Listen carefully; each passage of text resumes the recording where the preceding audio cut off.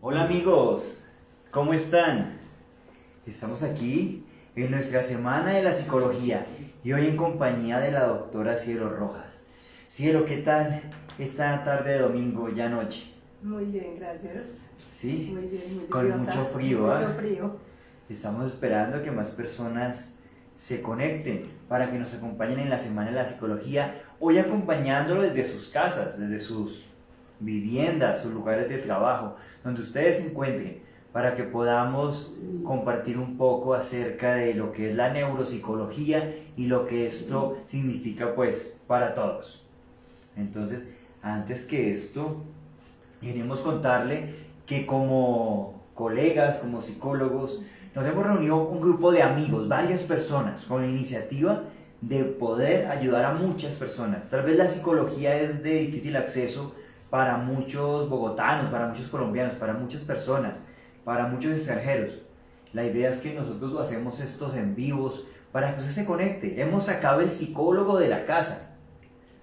¿Cómo se siente, Cielo, estar aquí en esta sala, reunidos un día domingo y no en un consultorio? Muy bien, muy agradable, muchas gracias. Yo sé que es un día domingo, de pronto ahorita pueden estar ustedes en su casa, tomándose un café, compartiendo en familia, pero creo que es el espacio para que aprendamos un poquito de la neuropsicología. La neuropsicología es la química, creo yo, que es del cerebro. Creo que Sí. ustedes son los más científicos en el mundo de la psicología. Nomás de neuropsicología uno se imagina un cerebro y no sé, cantidad de exámenes que se puedan hacer ahí. Y el domingo genera más emociones. Es el día que genera por descanso o por más porque quieren estar solas las personas o porque quieren salir a pasear. Entonces nos cayó perfecto. Ok.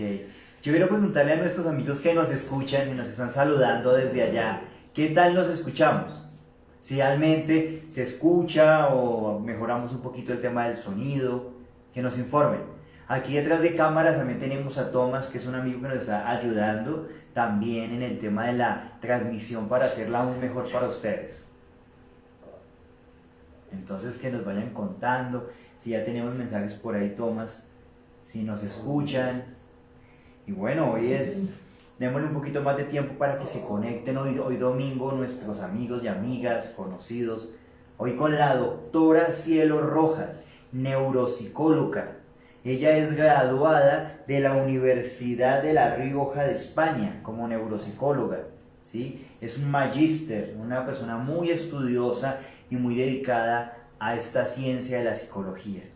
Les explicaba ayer en el en vivo que hay varios tipos de psicólogo o áreas de la psicología. Hoy tenemos a nuestra doctora Cielo Rojas. Entonces, ¿sí nos escuchamos? Sí, dicen que se escucha bien. Rafael Piñeros dice que te manda saludos desde Orlando. Que súper la doctora y les enseña nada. Ok, gracias. Listo, entonces dándole, iniciando ya sobre las casi 6:10 de la tarde-noche aquí en Bogotá, Colombia, vamos a dar inicio, doctora Cielo. Cuénteme algo, así, ¿qué es la neuropsicología? ¿Sí? Primero que, más que eso, ¿qué hace un neuropsicólogo? Porque ayer hablábamos que el psicólogo ayudaba a la gente a resolver conflictos, pero un neuropsicólogo, ¿qué hace, doctora? ¿Qué hace un neuropsicólogo? Bueno, tiene varios enfoques, que es el educativo y el clínico. En el clínico, pues es poder llevar como varias evaluaciones o test y van acompañados también de diferentes exámenes, como los electro que hacen para identificar cómo está el cerebro. Algo otros, pues es diagnosticar qué enfermedades o qué diagnósticos están involucrados en los procesos cognitivos de los adultos y de los niños también. Entonces podemos decir, doctora, que el neuropsicólogo es el que mira o observa cómo es el cerebro Sí, así es. para darse cuenta cómo funciona, Sí, o de pronto si está afectado, si tiene algún trauma o algo así. sí. Ok, entonces miren, los neuropsicólogos son los que estudian el cerebro, ¿ah? ¿Y qué es la diferencia de un neuropsicólogo, doctora, con un psicólogo clínico? Okay. ¿Cuál puede ser la diferencia? Lo que pasa es que el psicólogo clínico hace más terapia, o sea, es un acompañamiento de la neuropsicología, del neuropsicólogo, Entonces el neuropsicólogo lo que hace es evaluar o generar unos test, ¿sí? De acuerdo a varios procesos que se miden. Entonces, ¿cuáles son los procesos que se miden en ese tema de neuropsicología? Se mide la memoria, la atención, el lenguaje, se mide la capacidad de concentración, se mide otras que se llaman las funciones ejecutivas, que son como la organización, planeación, ejecución de metas, tomas de decisiones, ¿sí? Entonces, eso es lo que valora primero el neuropsicólogo para que después en terapia de un psicólogo clínico pueda acompañar y complementar esas áreas que la persona o el niño tiene muy bajitas. Doctora, entonces, como para entrar un poquito más en materia, para que todas las personas que están allá viéndonos entiendan un poquito y nos escuchan, ¿sí? ¿Qué es una emoción, doctora? ¿Sí me entiendes? Porque la gente dice que las emociones, que me emociona, que emociones malas. Uno ve libros acerca de que emociones positivas, ¿no? ¿Qué son las emociones, doc? ¿Qué son las emociones? Entonces, técnicamente en el cerebro las emociones son esas percepciones que recibimos del medio. Entonces, ¿cómo entran nuestras percepciones? Entran por los oídos, por los ojos, por nuestro olfato, nuestro gusto, nuestro tacto, y eso genera un pensamiento, ¿sí? Un procesamiento de información, y de acuerdo a esto pues, se genera una emoción. Entonces, por ejemplo, dependiendo de un día domingo que salimos con la familia o con la pareja, ¿eso qué va a generar? Estamos viviendo sensaciones, percepciones, va a generar felicidad, tranquilidad, ¿sí? Pero si de pronto una persona un día domingo no tiene nada que hacer, se queda todo el día en la casa durmiendo, ya sea porque tenga algún síntoma o porque sencillamente si quiere la persona todo el día dormir y eso le genera felicidad o placer, está bien, ¿sí? Pero si no, también veríamos que a esa persona, por ejemplo, un día domingo no le anima a salir o a visitar a su familia, si de pronto está en un estado de tristeza profunda o ya otra etapa de la depresión. Doctora, de lo que yo le estoy entendiendo es de que las emociones entran por los ojos, por lo que se ve, por lo que uno escucha, Sí. hasta por lo que uno saborea o huele, Así o es. siente con el tacto. Sí, Y eso el cerebro lo registra. lo procesa. Sí. Ok, ya me queda más claro. Y yo creo que nos queda más claro a todos los que están allá. Ahora, doctora, mucho se habla de las neuroemociones. Entonces uno ve por ahí que dice curso de neuroemociones, ventas con neuro no sé qué, y se ha vuelto el mercado de neuroemociones. Yo creo que los neuropsicólogos, por lo que usted nos explica, son científicos, ¿sí? Sí. No especulan con el tema. Pero por favor explíquenos algo para que todos nuestros amigos que están en las redes sociales ahorita entiendan qué es la neuroemoción. ¿Qué es la neuroemoción? Bueno, entonces la neuroemoción es como esas partes que ya dijimos conectadas de nuestro cerebro con la emoción. Entonces la neuroemoción también va muy conectada a todo el tema de las neurociencias. Entonces las neurociencias uno ve eso algo como muy científico, pero en realidad es muy aterrizado porque son esos procesos que pasan por nuestra mente. Es que sentimos con todas las experiencias que vivimos día a día, ¿sí? ¿Qué emociones nos producen ese procesamiento que hace nuestro cerebro? Y ese procesamiento también va de acuerdo a nuestras creencias, ¿sí? No todas las mismas experiencias que vivas tú y que viva yo va a hacer el mismo resultado o vamos a visualizar lo mismo, no. También depende de su historia de vida de la persona, ¿sí? Si ponemos a dos personas que vivan la misma experiencia, va a ser muy distinto el resultado cuando le preguntemos qué sensaciones y qué emociones le generó determinada experiencia. Entonces, doctora, lo que yo entiendo es que nuestro cerebro es como un computador, como un disco duro, donde se registran lo que uno ve, lo que uno siente, nuestras historias. Exacto. Y eso se ve reflejado en emociones. Bueno, ¿y las emociones cómo se pueden ver? Si una persona, digamos, sí, siente una emoción de tristeza, ¿qué pasa? ¿Cómo se ve? ¿Todo el mundo reacciona igual? ¿O cómo es eso, doc? Bueno, ¿cómo se ven o cómo se manifiestan las emociones, ¿sí? Entonces tenemos varias formas de expresar nuestras emociones. ¿Qué pasa cuando estamos tristes? Por lo general, ¿qué emoción o cómo se expresa? A través del llanto, ¿sí? Se puede generar a través del llanto. Y el llanto no es que sea malo, es una expresión que permite desahogar a la persona, permite purificar también ese dolor que está sintiendo o el resultado de esa tristeza que le generó, ¿sí? Si estamos alegres, entonces, ¿qué pasa? Reímos, estamos de buen ánimo. Si una persona tiene, por ejemplo, rabia, ¿cómo se expresa la rabia por lo general? Entonces, como que esos deseos de golpear a alguien o de hacerse daño también, autodaño físicamente, ¿sí? Entonces, esas son las emociones. Por ejemplo, el miedo, ¿cómo reaccionamos ante el miedo? ¿Cómo lo expresamos? Algunas personas pueden huir, otras personas se enfrentan, ¿sí? Entonces son diferentes expresiones, pero ninguna está negativa o positiva. Lo que tenemos es que aprender a gestionar o a canalizar esas energías o esas emociones. Doctora, igualmente hay una película que tuvimos la oportunidad, o yo tuve, donde sale la tristeza, sale la ira, ¿sí? No, ahorita no me acuerdo. Intensamente, ¿sí? Que es un tema pues muy interesante como se muestran ahí. Pero las emociones en sí, ¿cuáles son las emociones básicas que tienen todos los seres humanos? Porque yo creo que conociendo nuestras emociones, conociendo cómo funciona nuestro cerebro, yo me imagino, Doc, que eso nos permite de pronto llevar una vida más tranquila, cómo autocontrolarnos, automanejar. No sé si eso se puede. Sí, claro que Son sí. dos preguntas. ¿Cuáles son las emociones básicas y si esas se pueden controlar? Sí, llamamos no control sino gestión, ¿sí? Porque cuando tratamos como de controlar y más esos impulsos y esas emociones como que más se nos salen de control. Entonces por eso utilizamos la palabra gestionar emociones o administrar esas emociones. ¿Cuáles son las emociones básicas con las que nacemos todos los seres humanos? Entonces son 4. Tenemos la alegría, la tristeza, el miedo y la rabia, ¿sí? Entonces vemos que, por ejemplo, un bebé, si no se le da comida, si no se cambia, se desespera, tiene rabia, llora, se pone también triste dependiendo de lo que le hagan, o si está lejos de su mamá, se pone triste, también tiene alegrías, porque un bebé todo el tiempo está riendo por lo general. Entonces estas son las básicas con las que nacemos todos los seres humanos. O sea, Doc, se puede decir que las emociones se disparan en uno, porque si un bebé le da ira o rabia, ¿sí? Porque no le dan de comer, los seres humanos las emociones se nos disparan de un momento a otro.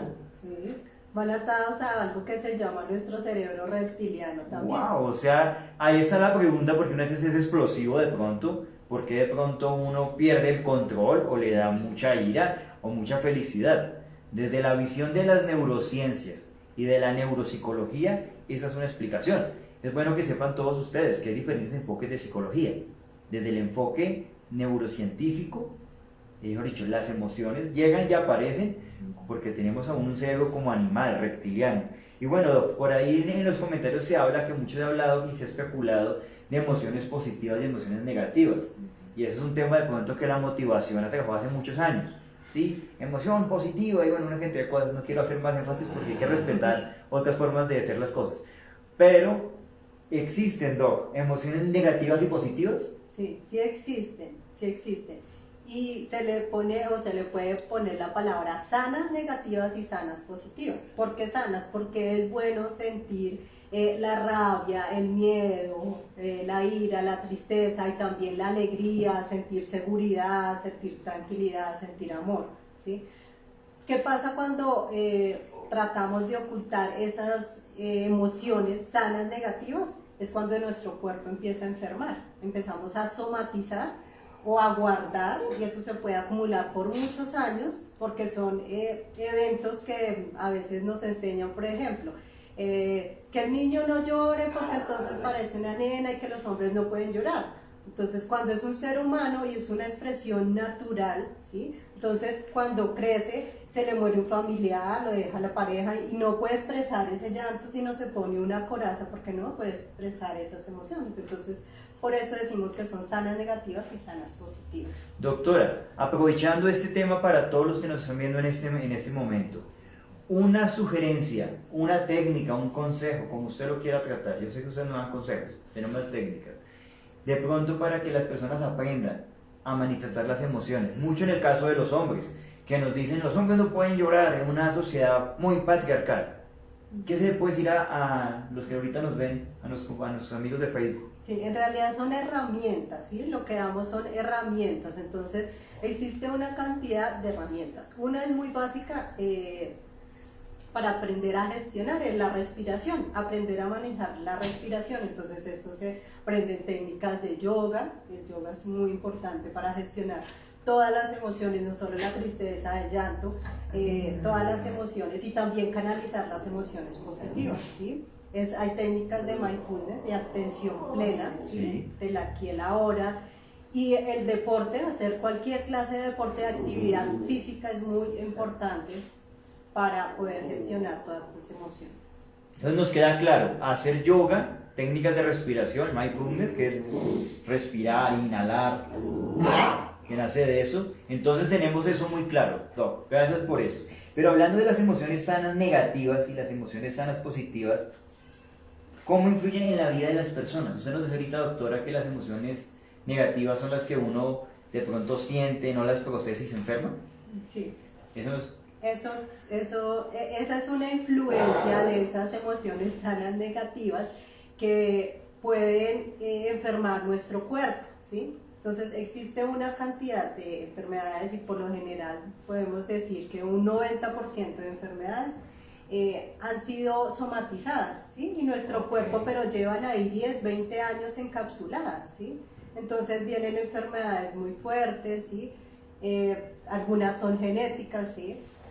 Pero ¿cómo influyen en nuestra vida? Lo más importante es aprender con el otro a relacionarnos, porque estamos en una sociedad donde el ser humano por naturaleza es sociable. Entonces, nuestras emociones, aprender a gestionarlas es para relacionarnos con nosotros mismos, primero que todo, ¿sí?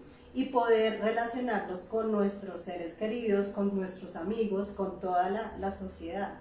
O sea, Doc, se puede decir que las emociones sanas negativas son las que uno no puede procesar, tal vez. Sí, que nos cuesta más como seres humanos. Nos cuesta como reconocerlas. Porque no nos han enseñado cómo hacerlo. No nos han enseñado cómo aceptar esas emociones, de pronto nos negamos y luego nos enfermamos. Exacto. Uy, qué interesante, amigos. Ten en cuenta que la enfermedad también nace de lo psicosomático, lo psicológico. Es bueno que lo tengamos claro. ¿Y las emociones sanas positivas cuáles son? ¿Cuáles son, doctora? Entonces tenemos la alegría, el amor, la tranquilidad, la seguridad, ¿sí? Que lo opuesto, cada una de las negativas tiene su puesto también en positivas, ¿sí?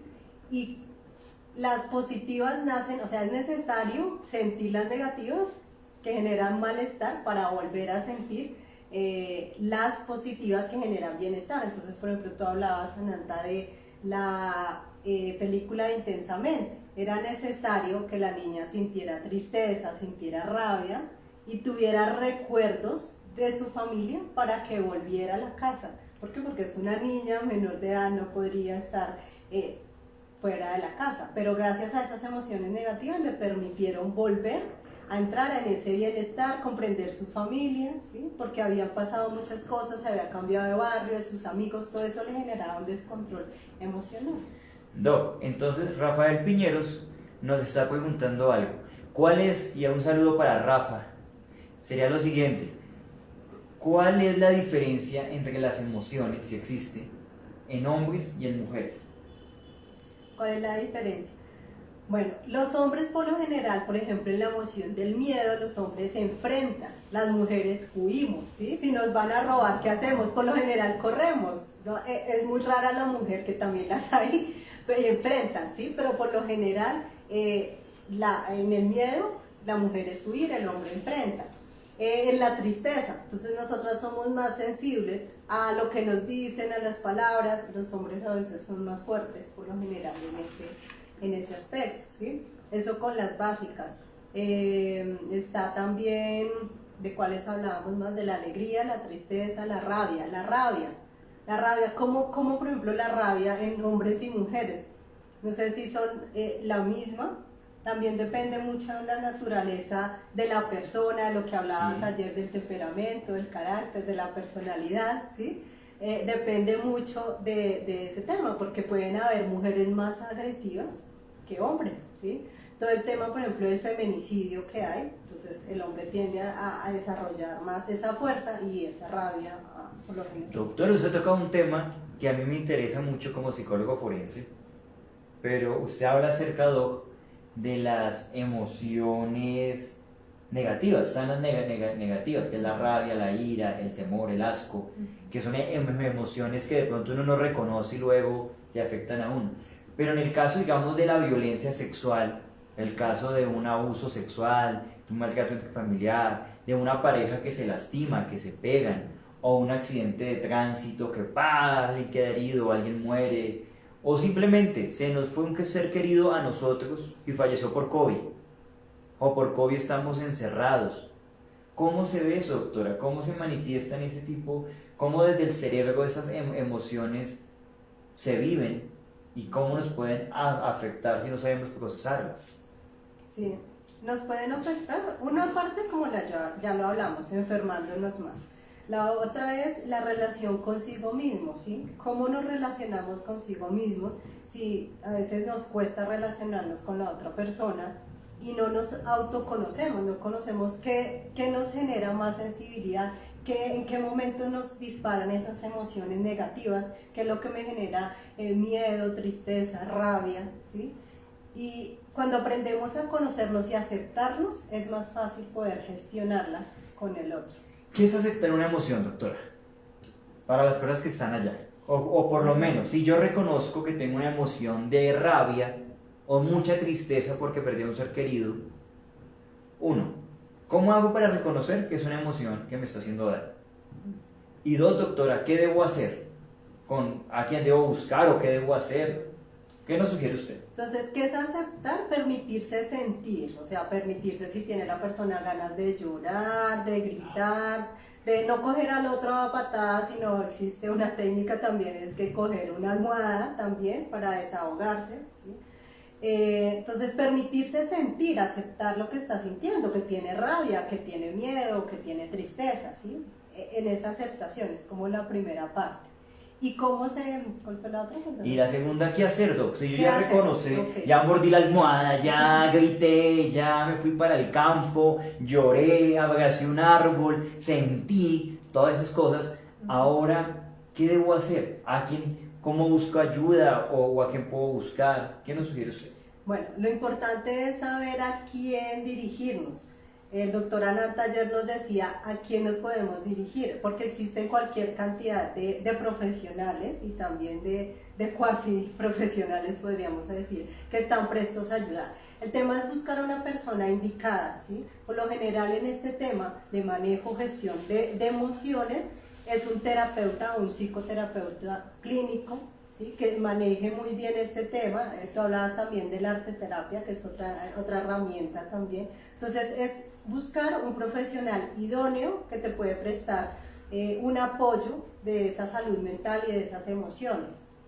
Doctora Cielo, si alguna de las personas que nos están viendo o en casa sabemos que tenemos un familiar que necesita de nosotros, necesita de los psicólogos para colaborarles, ellos pueden contar con usted podría Claro atenderlos que sí. a ellos. Claro que sí, cuentan totalmente conmigo. O sea que yo les adelanto algo, la doctora Cielo va a estar en su consultorio acá en Chapinero atendiendo personas. Ya vamos a estar desde el estrato 0, estrato 1, estrato 2 hasta el estrato 6 apoyando a la comunidad. O sea que el dinero no va a ser una excusa para atender a la gente.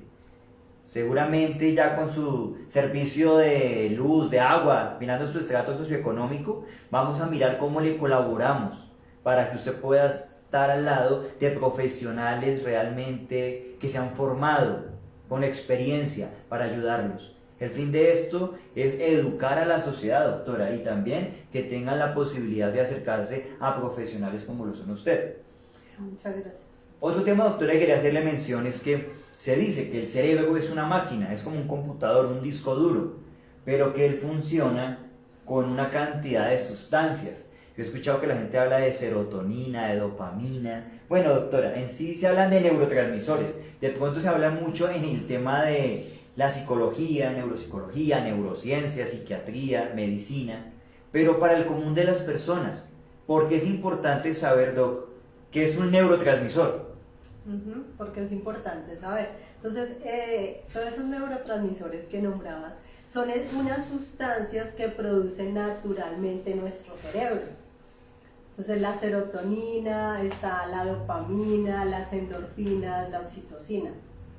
¿Qué pasa? Por ejemplo, la serotonina es la que regula toda la parte de emociones, de estas emociones. Si nuestro cerebro no está produciendo adecuadamente la serotonina, pues nos vamos a descompensar, entonces sentimos ganas de llorar todos los días, las 24 horas del día, entonces ahí ya hay una alarma de qué pasar, pues ponerle cuidado a esto que estamos sintiendo y buscar ayuda profesional. A veces creemos que solo podemos todos, es una creencia también que a veces nos siembran en esta sociedad o desde pequeños, que solo podemos hacer todo y no es necesario un apoyo psicológico, y para eso estamos. La dopamina, que es la hormona o esa sustancia que genera naturalmente nuestro cerebro, es la hormona del placer, ¿sí? Entonces, o sea que ¿cómo así dopamina? Hormona del placer. ¿Y eso cómo se recibe? ¿Cómo se adquiere? ¿Dónde se compra? ¿Cómo es eso? Sí, entonces nuestro cerebro y nuestro cuerpo la genera naturalmente. Por ejemplo, cuando vamos a hacer algún tipo de actividad física, se generan casi todos los neurotransmisores, ¿sí? Sí. Endorfinas, la endorfina son el tema del dolor, y la dopamina eso de placer. Por ejemplo, si nos gustan los chocolates, entonces si nos gusta comer, ¿sí? Eso genera placer. El tema de las adicciones generan un placer en el cerebro, entonces por eso se vuelven adicciones.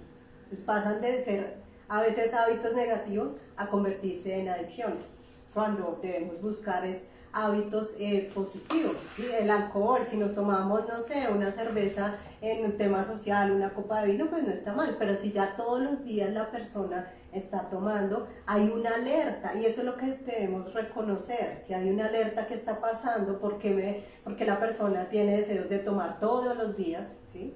Entonces, pero eso de una otra manera le está generando placer al cerebro, porque hay un dolor, hay algo oculto, una historia oculta. O sea, doctora, podemos decir que cuando una persona siente deseos de beber, deseos de tomar, es porque le hace falta dopamina. Sí. Y la está intentando reponer de alguna manera. Exactamente, sí. ¿Se imaginan eso? La dopamina es tan importante que también se encuentra en cosas que también nos generan daño, como el exceso de alcohol, el consumo de drogas. ¡Wow! Y esas sustancias de manera no dañina para el cuerpo, ¿cómo las podemos encontrar, Doc? No dañinas. Entonces hay actividades como, por ejemplo, lo que hablábamos, la meditación, el yoga, la actividad física, generan esas sustancias que produce nuestro cuerpo naturalmente.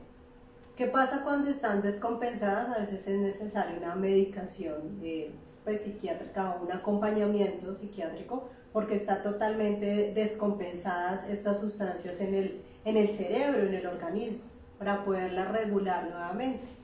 Ok. ¿Y qué otros neurotransmisores, doctora, se nos puede contar? Ya sabemos de la dopamina. Hablamos de uno que se relaciona con el amor. La oxitocina. Oxitocina, bueno. ¿Y la oxitocina qué es lo que produce? ¿Por qué la relacionan con el amor, doc?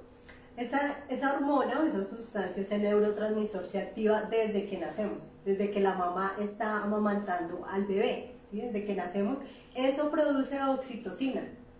¿Sí? Oxitocina. Desde ahí un abrazo, una caricia, esos momentos que son de familia, de amigos, que nos generan tranquilidad, de amor, eso está generando oxitocina. O sea que podríamos decir que cuando uno se enamora, comienza a sentirse así con mariposa en el estómago, ve la vida más bonita, todo se hace más bello, uno vive más feliz, es por culpa de la oxitocina. Gracias a la oxitocina.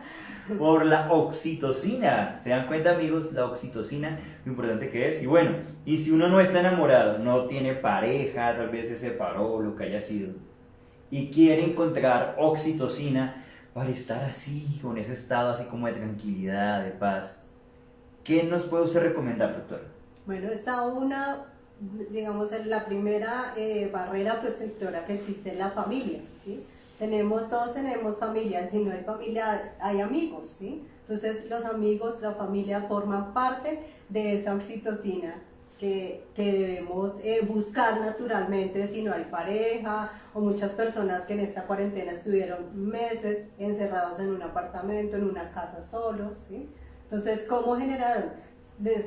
Ahí está el tema de creatividad, que también es un tema que evaluamos en neuropsicología.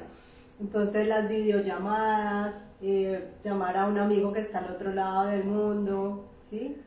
Hacer deporte ahí en la sala, poner un video de, no sé, un audio de biodanza, por ejemplo, también, que es muy bueno. O sea, doctora, de lo que le estoy entendiendo, si queremos producir oxitocina de manera natural, no alcohol, no drogas, son abrazos, amistades, ir a caminar un ratico y ver lo verde el verde de la montaña, el verde de los árboles, acariciar la mascota, estar con el perrito, darle un abrazo a la mamá. Y si está la pareja, pues disfrutar de todo lo que incluye tener pareja. Sí. Nombraste algo muy importante, las mascotas, algo muy importante que en esta cuarentena también favoreció a muchos, porque es parte de la familia y genera abrazarlos o que ellos los lamban, eso genera. Doctora, pregunta, ¿será que a veces nos volvemos adictos a la oxitocina? Adictos a sentir esa sensación, y por eso de pronto nos gustan tanto los abrazos, los besos, los amigos. Pues yo diría que no adicto, sino es un buen hábito, porque nuestro cerebro, nuestro cuerpo lo está pidiendo como una manera protectora, y que son, digamos, que actividades sanas que generan salud mental y que no te está produciendo una adicción negativa, ¿sí? Que no te está permitiendo o produciendo un malestar en tu cuerpo, que no te estás dañando. Entonces podríamos decir, Doc, que tenemos la oxitocina de forma natural, que la podemos obtener con buenos hábitos, y la oxitocina de manera tal vez que perjudica al cuerpo con las drogas, los vicios y demás. ¡Wow! Ya conocemos un poco cómo funcionamos desde las neurociencias. Y bueno, y también se habla de la serotonina. ¿Qué hace la serotonina? Que también es un neurotransmisor. La serotonina permite la regulación de nuestras emociones. O sea, cuando aprendemos a gestionar nuestras emociones, estamos produciendo serotonina, porque nos fuimos a un taller que nos van a enseñar a gestionar nuestras emociones, ¿sí? Así sea llorar, eso está regulando las emociones, ¿sí? Decir, reclamar algo que no nos gustó, hacerle un reclamo a alguien de buena forma, ahí está generando serotonina. También regula el apetito, el sueño. ¿La serotonina da tranquilidad? Sí, sí. Da serenidad la serotonina. Serenidad. Si yo voy al gimnasio y sudo, eso genera una tranquilidad. Es más de endorfinas. De endorfinas. Endorfinas son las del dolor, las que están asociadas al dolor. Entonces, si vas al gimnasio o haces una actividad física, tu cuerpo está gestionando o drenando todo ese dolor. Además que ir al psicólogo, al terapeuta, de una otra manera te está generando endorfinas, porque estás buscando una ayuda. Ok. Entonces, doctora, para que entiendan nuestros amigos que están allá, las endorfinas es lo mismo que los neurotransmisores, ¿o son cosas distintas? Sí, la endorfina es un neurotransmisor. Ok, nos queda todos muy claro esa parte. Bueno, entonces hablamos, si el cerebro es química, nos producimos estados de bienestar con los abrazos, con los besos. Por fin explíquenos algo, doctor. ¿Realmente hay una conexión entre los sentimientos, el corazón y el cerebro? ¿Realmente sí se conectan estos dos? Porque yo le digo algo, a veces uno puede estar muy enamorado de sentimientos, pero uno sabe acá en su pensamiento que esa persona de pronto no le conviene, o que de pronto no es lo que uno quiere, yo qué sé. Entonces la pregunta es, Doc, ¿el cerebro, la máquina, el disco duro, se conecta con las emociones, lo que simbólicamente a veces lo vemos en forma de un corazón? Sí se conecta, ese es un tema muy complejo, que por ahí se ven los memes entre la razón y el corazón. Sí, es un poco complejo, pero realmente sí se conectan, y biológica y químicamente sí se conectan. Entonces, el corazón lleva oxígeno y nutrientes al cerebro para que él funcione, ¿sí? Es el corazón el que le da vida al cerebro. Ok, vida al cerebro. Muy bueno, Doc. ¿Y en qué momento de todo esto, mejor dicho, un psicólogo? ¿En qué momento de la vida uno lo necesita? Ya sabe, usted, doctora, por lo que yo sé como desde la ciencia y desde mi universidad, usted primero se hizo psicóloga. Sí. Es una psicóloga. Y de psicóloga hizo un magíster como neuropsicóloga, Sí. con todo lo que nos habla pues del cerebro.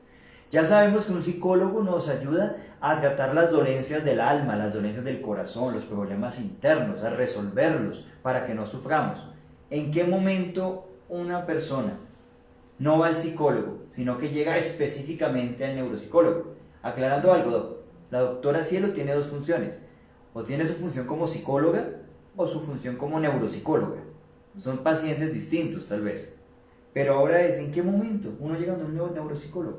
Bueno, por lo general, cuando se llega al neuropsicólogo, antes se ha hecho una valoración psicológica o médica, ¿sí? Nosotros somos una especialidad, entonces por lo general se remiten es cuando hay problemas de atención, de memoria, de lenguaje, en caso también de los niños o de los adultos, una capacidad de que no se puede concentrar la persona, ¿sí? No puede hacer actividades, de 10 actividades que planea en el día, solo puede hacer 2, ¿sí? ¿Qué está pasando con la organización de su tiempo? O que no pueda tomar decisiones, le cuesta tomar sus propias decisiones.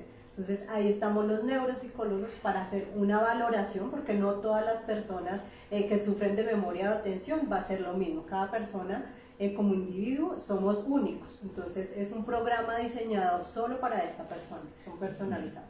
Doctora Cielo, para aquellos que nos escuchan tengan claridad, la neuropsicología es como una subespecialización de la psicología, ¿sí? Un especialista más enfocado. Pero coloquemos este ejemplo. En el caso, digamos, de nuestros padres, nuestros abuelos, ¿en qué momento podemos pensar que ellos requieren un neuropsicólogo? ¿Cuándo pasa qué? Me imagino yo.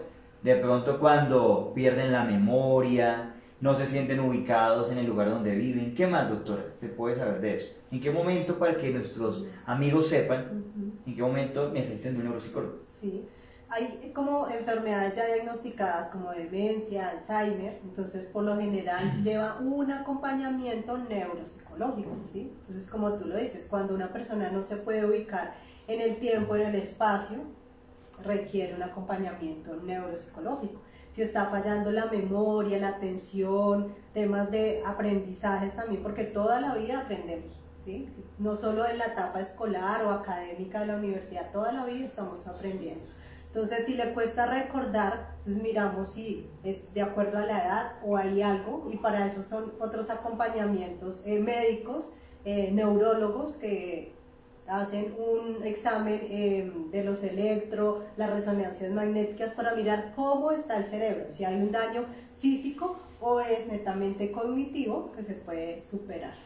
Ok, entonces ya hablamos entonces de nuestros padres, abuelos, en algún momento que no nos acordemos de nuestro nombre, la dirección, de los números de teléfono, comience como a marcarse esto. Y en el caso de nuestros niños, Doc, de los niños de pronto que en el colegio no están rindiendo, que de pronto en el colegio se les dificulta aprender alguna materia, las matemáticas, desde su visión como especia, como magíster en neuropsicología, ¿cómo detectamos cuando un niño necesita un neuropsicólogo? Ok, los niños tienen muchas necesidades escolares por lo general. ¿Qué pasa? Si el niño no está rindiendo académicamente en alguna materia, en algún área, lo más probable es que necesite un acompañamiento neuropsicológico. Problemas de aprendizaje, ¿sí? Como la memoria no puede tener esa recepción de información, ¿sí? No copia la tarea. Ahí entonces ya saben, si no copian la tarea, si no están rindiendo, si se repite la instrucción y no la pueden tomar, ahí entran también los neuropsicólogos a darse cuenta de qué es lo que está pasando. Otro caso, doctora, cuando son accidentes, una persona que se cae de una escalera y se golpea la cabeza, o un accidente en carro, un accidente, un impacto, también se necesita, tal vez ahí podría hacer falta un neuropsicólogo. Sí, ¿Y puede pasar algo? Un neuropsicólogo clínico, sí, claro, totalmente. El acompañamiento, porque hay que valorar nuevamente todas sus áreas cognitivas, cómo quedan después de un accidente, y hay que acompañarlo en ese proceso muchos requieren volver en un accidente se les olvida leer, se les olvida su nombre, la familia, entonces hay que acompañarlos nuevamente a conectar esa memoria de acuerdo pues, al daño que hubo. Hay algo, amigos, también lo pueden saber, que es de la psicología forense, con las neurociencias también. Cuando una persona tiene un comportamiento delictivo, comete crímenes, le pega a las personas, también hay que ver si es a causa de una afectación cerebral, sea un accidente de tránsito, se cayó, le cayó un ladrillo en la cabeza, o muchos casos, desde la psicología forense se dice que cuando un niño es criado sin amor, hoy lo aprendí, sin oxitocina, Sí, no se desarrolla el cerebro como debe ser. exacto. Y de pronto ese niño comienza a generar conductas delictivas, generarle dolor a otras personas, conductas como de conflicto. Exacto. ¿Sí es cierto eso? Así es, así es. Bueno, aquí me lo avala mi neuropsicóloga. Igualmente tengan en cuenta algo, amigos. Son más profesionales, así como la doctora Cielo, que nos van a acompañar. La doctora Margarita Granadillo, que es especialista en arteterapia, como la terapia como arte para ayudarnos en temas como el actual, ante el COVID, ante la depresión. Mañana viene un terapeuta, es Diego Steven Nieto, a hablarnos acerca de la diferencia, doctora, entre estar triste y estar deprimido. Muy bien. Que eso uno dice, pero está deprimido. Uno a todo el mundo dice que está deprimido y a todo el mundo lo diagnostica sin saber qué es lo que Y tiene. se autodiagnostica también. Sí, como que nos damos látigos, soy deprimido, y después estamos tristes, ¿no? Entonces la idea es también tener claridad sobre eso. Viene una doctora que es Omaira Vergaño a enseñarnos acerca de los perfiles falsos por internet, cómo cuidar de nuestros hijos y hijas para no caer en manos de personas con trastornos pedófilos o psicópatas que están detrás de las redes sociales. Ella tal vez nos va a enseñar. Y algo, doctora, la aromaterapia.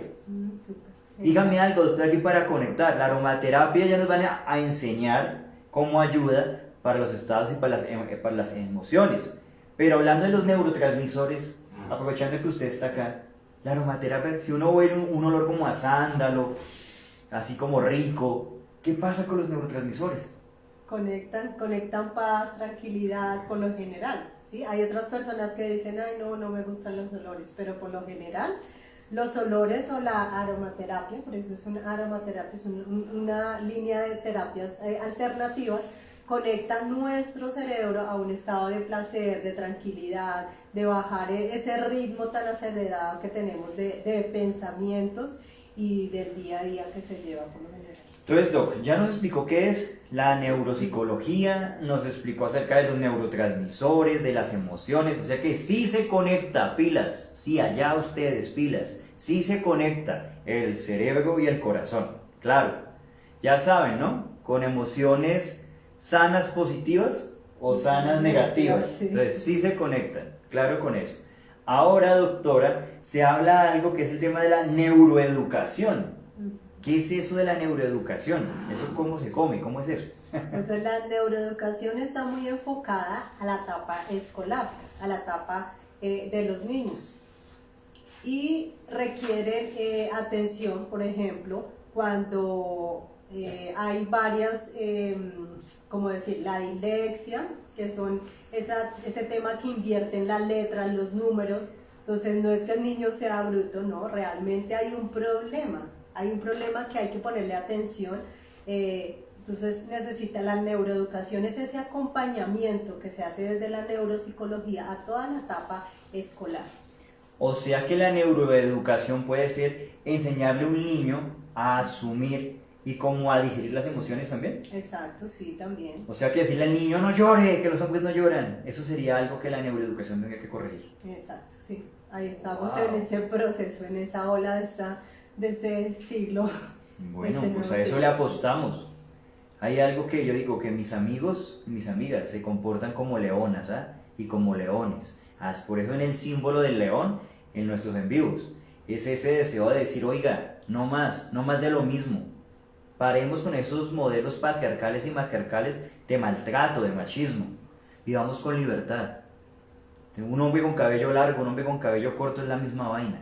¿Sí me entiendes? O sea que quitarnos tantos mitos de la cabeza es parte de lo que estamos nosotros con ese grupo de psicólogos ayudando a trabajar. Entonces, doctor, entonces la neuroeducación sería ayudar a corregir más en el caso de los niños. Sí. Es así, ¿cierto? Exacto, eso que decías también, que la letra con sangre entra ya no aplica desde la Ok. neuroeducación, no aplica porque realmente lo que se está ejerciendo es un maltrato y al niño, un niño que tiene dislexia con un correazo o gritándolo, pues cuando tienes una enfermedad como decir la diabetes o el azúcar que se subió, o una úlcera, es lo mismo estos procesos de aprendizaje. Hay otro que se llama, por ejemplo, discalculia.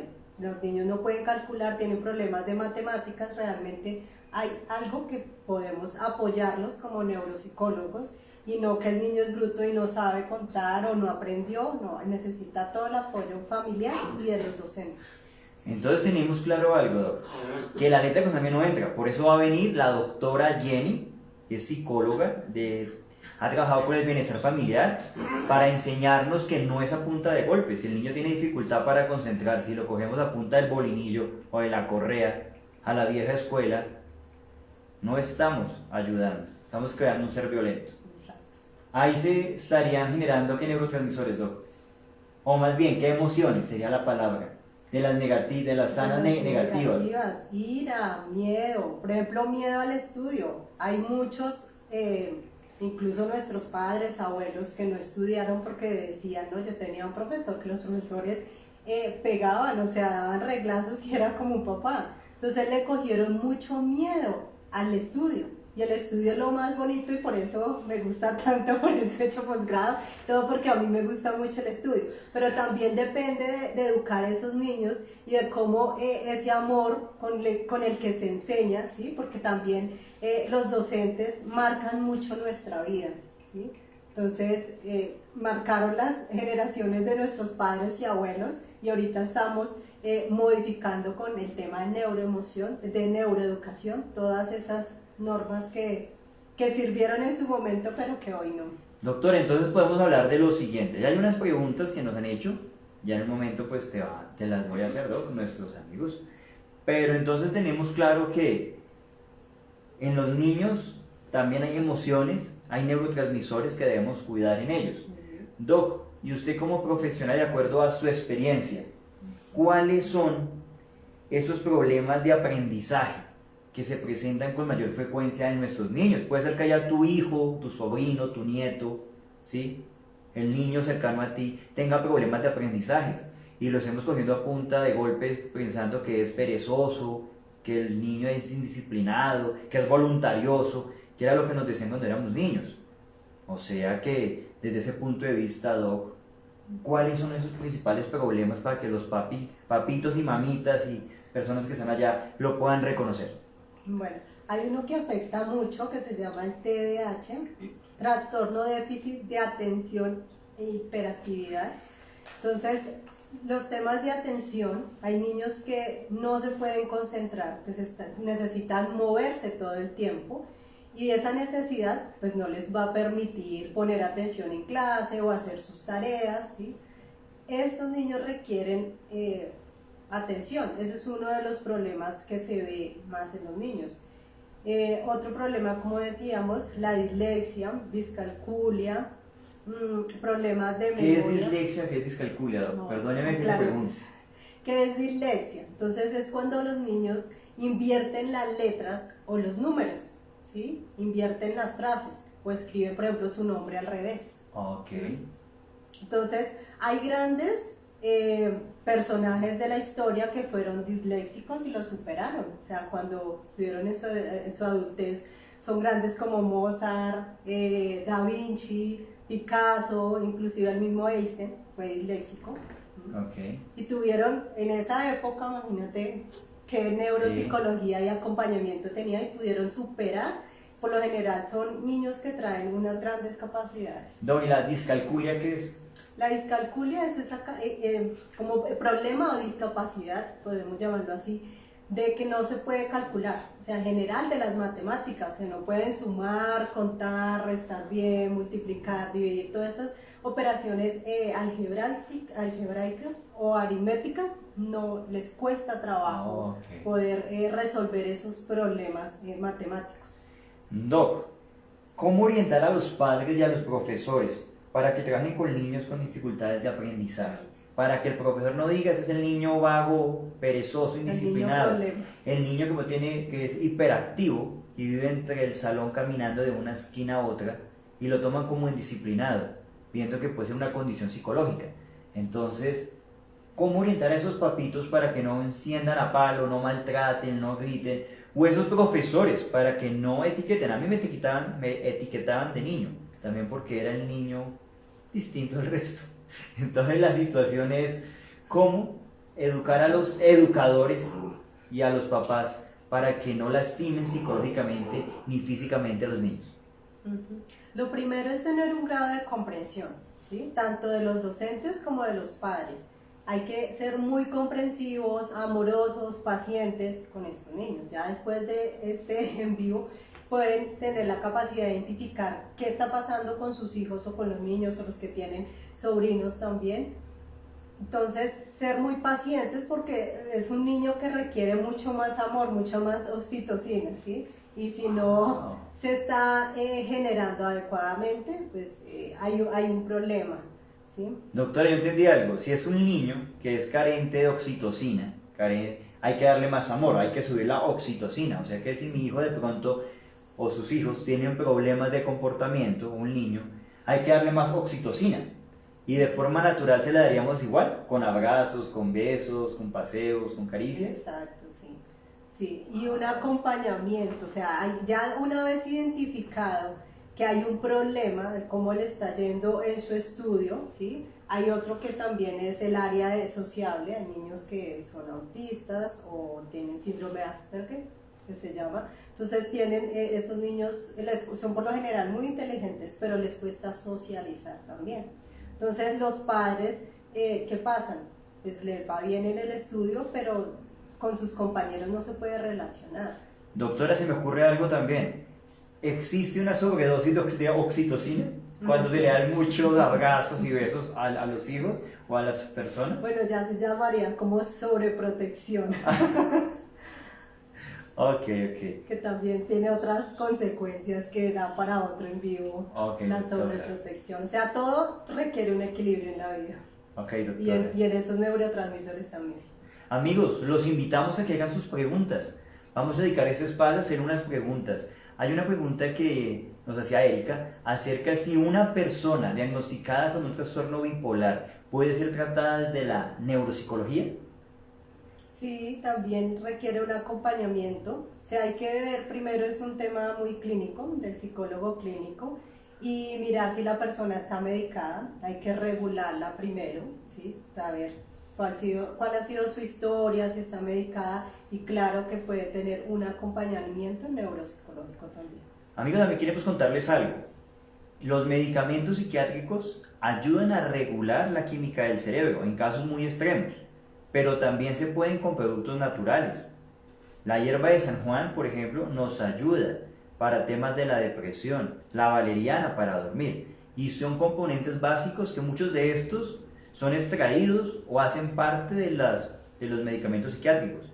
O sea que démonos cuenta que cuando no tenemos la capacidad de desarrollar los neurotransmisores, como lo dice la doctora Cielo Rojas, nos toca apoyarnos, ojalá es del naturismo, para que no tenga efectos secundarios. En casos extremos, medidas extremas, como una ideación suicida o algo pues por el estilo, eso tenemos que entenderlo, por eso la importancia del psiquiatra. Psiquiatra y psicólogo son un par que van de la mano y se deben apoyar los dos, desde mi visión como psicólogo, porque hay cosas que se requieren ya de medicamentos. Entonces, los invitamos a que nos hagan preguntas, igualmente estamos ahí con Tomás, si tenemos preguntas y las personas que nos han participado, que nos cuenten. Igualmente los estamos invitando para mañana. Mañana Steven Nieto, es un terapeuta, nos va a hablar, a enseñar acerca de la diferencia entre una depresión y estar triste. Almita no lo tengo por ahí, mañana se los presento, que era el que está en el comercial que hicimos, que Almita me ayuda mucho en el consultorio para entender la diferencia entre la depresión. Igualmente los invitamos a que nos hagan preguntas, si desean mencionar, y recuerden, la doctora Cielo va a estar atendiendo en su consultorio en Chapinero, cerca del Parque de Lourdes. Ahí va a estar, ahí tenemos nuestros consultorios. También tenemos nuestra oficina de la fundación, de un espacio, de un proyecto que ya les contaremos, donde estaremos todos los psicólogos pero el tema es que sí hay espacio para ustedes, para atenderlos. No importa su nivel socioeconómico, no importa si de pronto estamos en un estrato 1 o de pronto pagamos un pagadiario y trabajamos vendiendo dulces. Para eso estamos nosotros, este grupo de profesionales. Los psicólogos salimos de los consultorios. Yo los invité a mis amigos que saliéramos para estar con todos ustedes. Entonces invitamos para que nos hagan preguntas y estamos en este tema. Doctora Cielo, ¿cómo se ha sentido en este en vivo? Muy bien, gracias. Muy ¿Sí? bien, sí. Pues créanme que yo le agradezco muchísimo por el apoyo que nos está brindando para todas las personas que en este momento nos están viendo. Entonces ya están acá. ¿Tenemos algunas preguntas? Y no las puedas leer desde allá. Ok, Rafael, entonces pregunta, ¿cómo mejorar el autoestima? Rafael dice de la neuropsicología, doctora, ¿cómo mejorar la autoestima? ¿Y qué es la autoestima? En cierta forma, para ¿Qué entender. es la autoestima? Si definamos qué es la autoestima, es eso que llamamos amor propio, ¿sí? ¿En cuánto está tu amor propio? Entonces, de 1 a 10 que te autocalifiques. Entonces, unos pueden decir 1, 2, ¿sí? Otros 10, otros 12. Entonces, ¿cuánto está tu amor propio? En eso depende. ¿Y qué es el amor propio? Es ese autorrespeto y esa autovaloración que nos damos como seres humanos. Así como decíamos, como cada valoración neuropsicológica es única, como ser humano eres único y por lo tanto tienes gustos diferentes, o por eso conseguimos los amigos, porque tenemos gustos similares pero no somos iguales. Entonces eso nos hace sentir un valor de sentirnos únicos. ¿Qué está pasando? Algunos vienen, muchos adultos vienen muy marcados de su niñez, por lo general la autoestima, golpes, maltratos físicos, psicológicos. Entonces cuando ya eres adulto tienes esa capacidad de decir qué haces con esa autoestima, cómo mejoras, es la pregunta, cómo mejoramos la autoestima. Sí. Entonces para esto se requiere primero un acompañamiento terapéutico.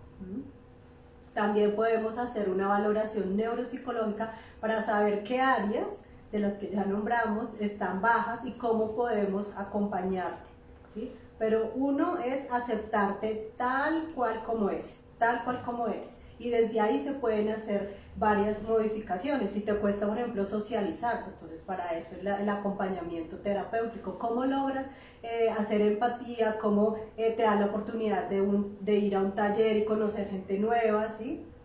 Ok, igualmente ten en cuenta algo, la coterapia, actividades que te ayudan para la autoestima. O sea que hacer un deporte como karate, el fútbol, el teatro, esas actividades dan apoyo para la autoestima. O sea que la neuropsicología, es que todo lo que uno hace como coterapia, digamos hacer deporte, hacer ejercicio, hablar con los amigos, relacionarse, hacer un curso de modelaje, de fotografía, ese tipo de cosas, genera neurotransmisores, por lo que hoy aprendí acá con la doctora, y nos va a generar una química cerebral. Tal vez no alcancemos a responder todas las preguntas, pero vamos a intentar unas cuantas.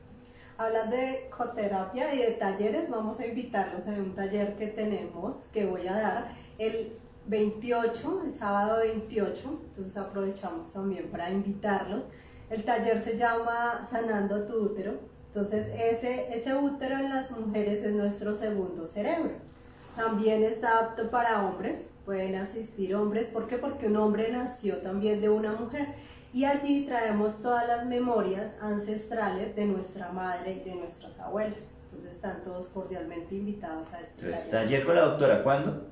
El 28 de noviembre. 28 de noviembre, taller sanando. 9 de la mañana. 9 de la mañana. 28, 9 de la mañana, sanando las memorias ancestrales. Tendría que sería abuelos, abuelas, todo el lado, todo lo maternal, ¿no? Lo femenino que hay. Desde el útero, eso tal vez sea una psicología de enfoque transpersonal o humanista, pero es esa filosofía de vida que nos permite entender la vida para poderla asumir y disfrutar. ¿Tenemos alguna otra pregunta? Ok, también nos preguntan entonces, celulares, tablets e internet, ¿cómo influyen con estas neurotoxinas y en el desarrollo del cerebro? Celulares e internet, ¿cómo influye con los neurotransmisores? Muchas gracias por esa pregunta. Hoy en día la virtualidad está en auge, más con toda la cuarentena, pues todo el mundo somos el tema del celular, de las videollamadas. Entonces, ¿cómo influye en nuestro cerebro? Para nuestro cerebro es igual real o imaginario. O sea, los neurotransmisores se producen si tenemos una experiencia real o imaginaria, nuestro cerebro está produciendo los neurotransmisores. Doctor, le hago una pregunta, o sea que eso es lo que pueden hablar de las neuronas espejo, Exacto. que de pronto una persona ve una película triste y genera tal vez una tristeza, Sí. o en el caso cuando se consume pornografía, también genera una excitación. Exacto. Neuronas espejo. Sí, eso pasa. Vea, ok. Pero no es que sea mala o buena, es depende cómo la utilizamos, para qué la estamos utilizando. Una capacidad de nuestro cerebro. Sí. No Incluso- reconocer lo real de lo falso. Wow, espectacular que nos diga eso. Incluso hay muchos programas que ustedes pueden bajar de neuropsicología, de atención, de memoria, y ustedes pueden hacerlas desde el celular, la tablet, ¿sí? Es cómo estamos utilizando la virtualidad y todas estas herramientas para nuestra salud mental, o si la estamos deteriorando.